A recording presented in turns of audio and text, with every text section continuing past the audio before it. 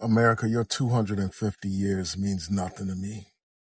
While you were celebrating your independence, we were in bondage. While you were celebrating your independence, we were in chains. While you were celebrating your independence, our families were ripped apart. We were beaten, raped, stripped of our very identity while you were celebrating your independence.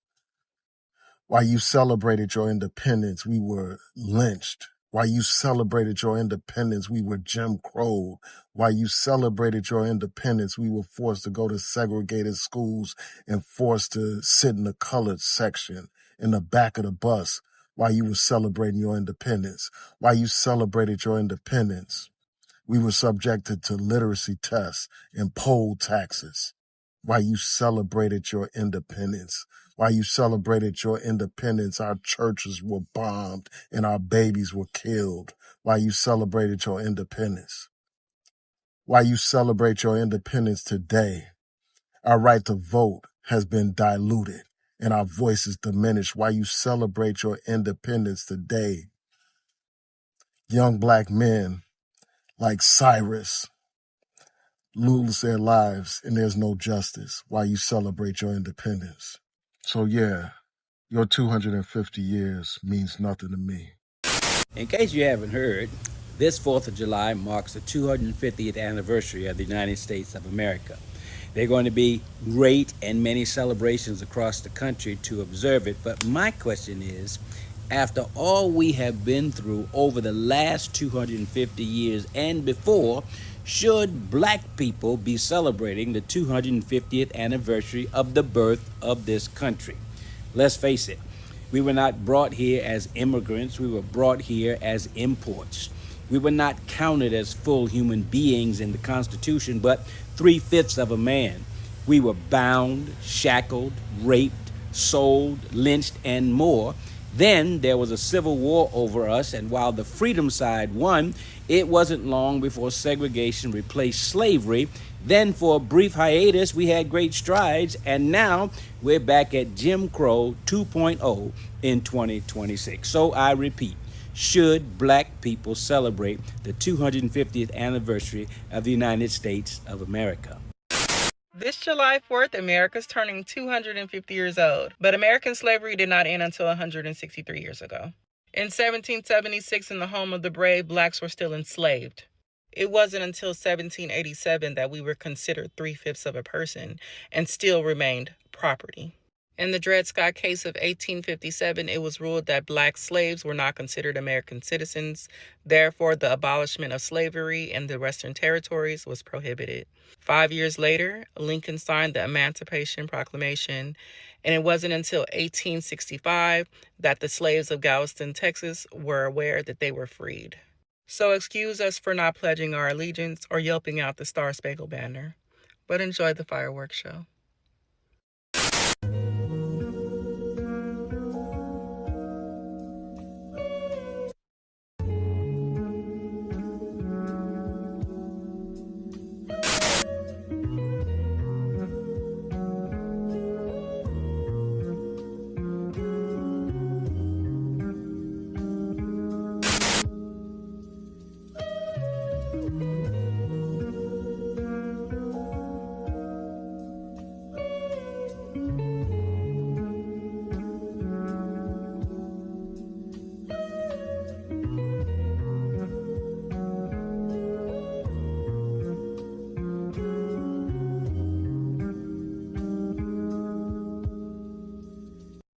The US will celebrate 250 years of America this summer, but let's be real about what these years were really about. Number 1, genocide of Native Americans. Number 2, abducting and enslaving black Africans. And right now, funding Israel's genocide in Gaza with your money. Let's look at the real American timeline for a second. 1776, America is founded on stolen land and enslaved people. 1830s to the 1890s, systematic genocide of Native Americans. 1950s to present day, America funds wars, coups, and occupations across the global south.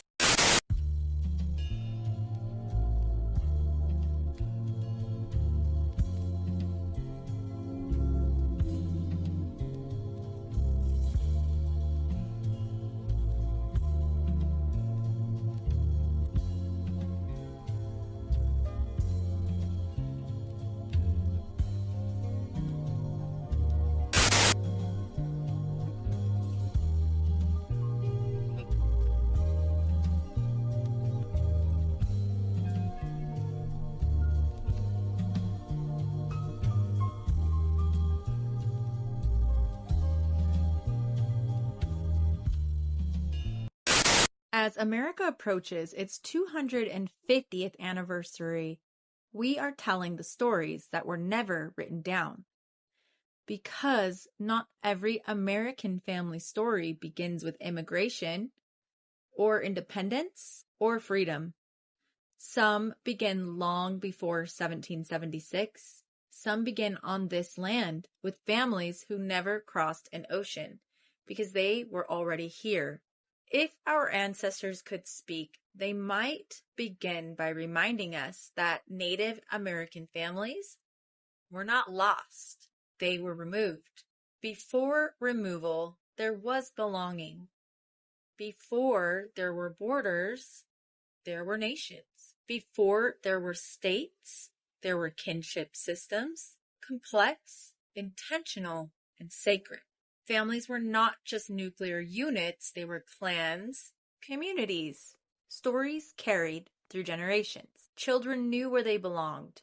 They knew their names. They knew who they came from. Identity was not a question. Then came policies. If our ancestors could speak, they would tell us that removal was not accidental. It was designed. Families were forced from their homelands under laws that treated indigenous people as obstacles to progress. The Trail of Tears was not just a march. It was the shattering of families. Parents buried children along the way. Elders collapsed from exhaustion. Entire family lines disappeared between forced departure and arrival. Those who survived were expected to start over on land that was never theirs. If our ancestors could speak, they might speak of the children, because the next policy was not just about land. It was about identity. Native children were taken from their families and placed into boarding schools. They were given new names. Their hair was cut. Their languages were forbidden. Their ceremonies were punished. They were told, kill the Indian, save the man. Families who tried to resist were threatened. Children learned very quickly that survival meant silence. Many children never returned home. Some died at the schools. Some forgot their languages. Some grew up unable to speak to their parents. Entire generations lost the ability to pass down who they were. Grandparents could not teach what had been beaten out of them. This was not assimilation. This was erasure. As we celebrate the 250th year of the United States of America, my beautiful people, we have not overcame. And it is not Independence Day for us on July the 4th. Because that dream he had, he's somewhere asleep, still dreaming. Because we're nowhere near it. The new cotton field is the prison system. Your credit score, poverty, below poverty levels, homosexuality. All of it is orchestrated by them to keep you in the same place your ancestors was in.